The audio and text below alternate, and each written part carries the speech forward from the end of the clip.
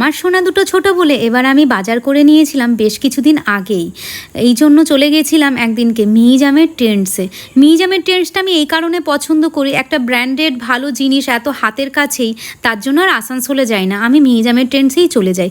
আর এটা মাঝে মাঝেই যাই।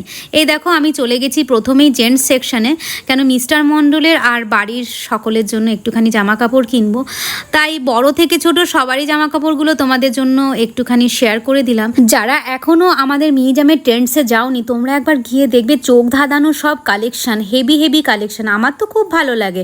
আমি কুর্তি বলো লেগিংস বলো বেশিরভাগটাই আমি ট্রেন্ডস থেকেই নিই। আর কিডস সেকশানে তো কোনো কথাই নেই, যেটাই দেখি সেটাই মনে হয় নিয়ে নিই। আমি এই কুর্তিটা দেখছিলাম আমার হয় কিনা, তারপর আমি ট্রায়াল দিলাম। কি নিয়েছি সেটার জন্য ভাবছি একটা আলাদা ব্লগ করে তোমাদের সঙ্গে শেয়ার করব। তারপরে কেনাকাটার পরে মিস্টার মণ্ডলের সঙ্গে একটু খেয়ে নিলাম দই ফুচকা। দিন ধরেই ভাবছিলাম চটপাটা করে দই ফুচকা খাবো, তাই এদিনকে আর মিস করলাম না, সুযোগ পাওয়া মাত্রই আমরা দুজনেই খেয়ে নিলাম দই ফুচকা। আজকের এই ব্লগটা বন্ধুরা এখানেই শেষ করছি। টাটা, খুব তাড়াতাড়ি দেখা।